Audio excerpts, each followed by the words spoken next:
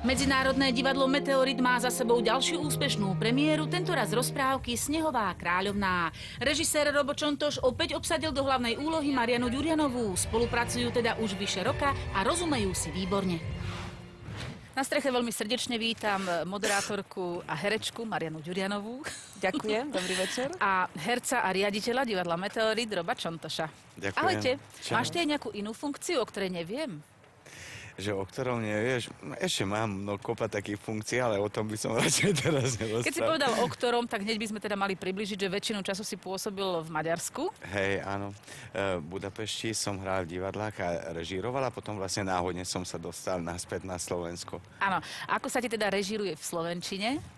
No, hlavne keď som dosť unavený, tak je to, že vraj veľká sranda, lebo neviem sa tak vyjadriť, ako by som chcel, takže hovorím všelijaké niekedy hlúposti úplne s najväčšou, vieš, že proste vážnosťou a ostatní sa potom na tom smejú, ale iné problémy asi nemám. To je výborné. Ako keby to nebolo dosť. Ale je to náhodou celkom vtipné, aj keď teda my sa občas smejeme a Robi nevie, že prečo.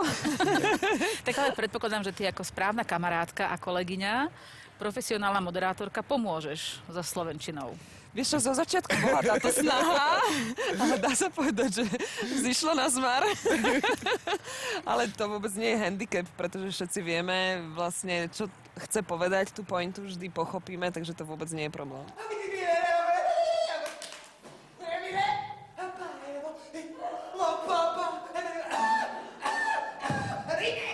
Ak svoje slovo nedodržíte, premením vás na ľadové kryhy a budete sa triasť zimou až do jary. Minulý rok hrala Mariana Popolušku, tentoraz stvárňuje zlú a krutú Snehovú kráľovnú.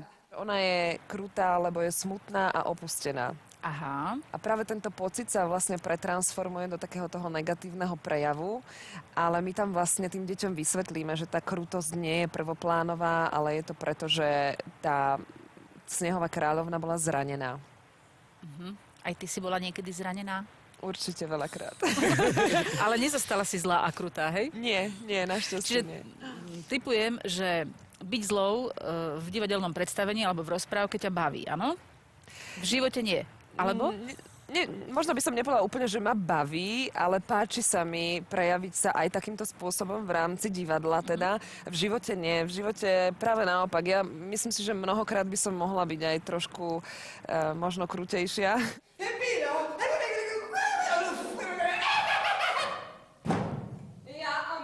Keďže Robo Čontoš oslovil Marianu už po druhýkrát, zrejme bol s ich spoluprácou na Popoluške minulý rok spokojný. Super to bolo. Proste s takou pokorou, ktorá ona tam ukázala, že počas celého skúšobného obdobia proste málokrát sa stretneš. A nielen, že s pokorou, ale že hlavne, že s otvorenosťou.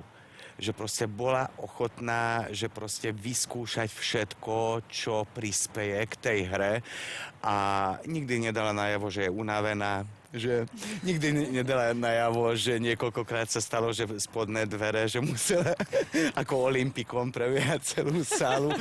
Ona to prebiehala a potom to boli zatvorené, takže úplne zbytočne, takže náspäť, čo nie je sranda, lebo je to dosť veľa. Predstavenia? Áno. A nič si nevšimol na nej, hej? Nič.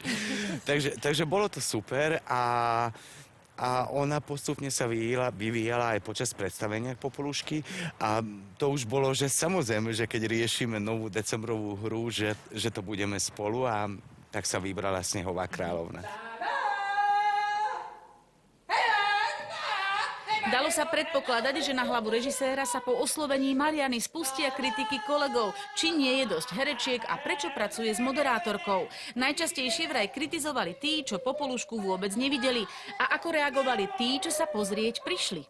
Čo sa dostalo že ku mne naspäť, akože veľmi pozitívne, že niektorí povedali, že prišli s takým očakávaním, že no dobre, tak sa na to teraz pozrime a že boli že veľmi príjemne sklamaní.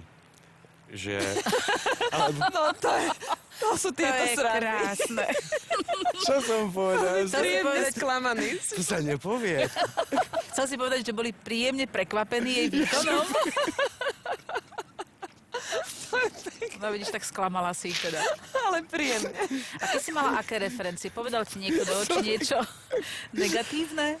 Mne? Vieš čo, ja som mala strašne dobré reakcie a ja musím povedať, že mňa to tak naplňa práve preto aj som s veľkou radosťou prijala tú druhú ponuku od Robbieho, lebo ten detský divák je veľmi úprimný a na to dieťa sa ti nepretvaruje. Ono, keď sa mu to páči, tak to dá najavo, keď sa mu to nepáči, tak to takisto najavo dá a nebude to skrývať. A našťastie som nevidela ani u jedného toho detského diváka, že by bolo sklamané, ani príjemne, ani nepríjemne.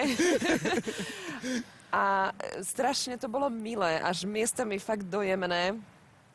Pri tej kláňačke na záver tí deti spontánne vybiehali na javisko a objímali sa so mnou. Strašne obdivovali šaty a hovorili mi, Popoluška, ty si taká pekná aj v tých správach. Že to je také milé, naozaj príjemné pocity. Vy ste naozaj zábavná. Chcem len to, dievčatko.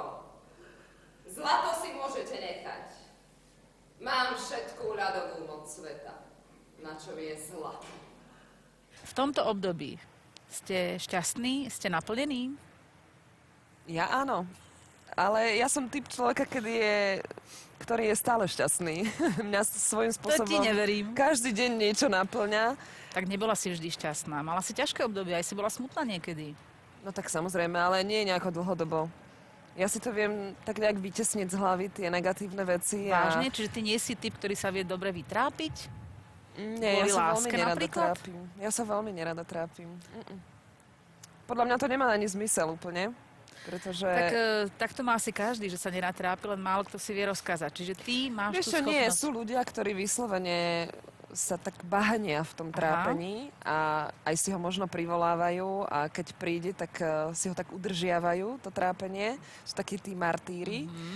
Ale ja sa skôr radujem zo života. Mám radosť aj z malých vecí a snažím sa ich stále vidieť viac a viac, aby som bola šťastná. To je perfektná vlastnosť. Tak nech ti to vydrží a to šťastie vám želám obom. Majte sa Ďakujeme. pekne, šťastné a Ďakujem. veselé. Aj Aj tebe, tebe. Olinka.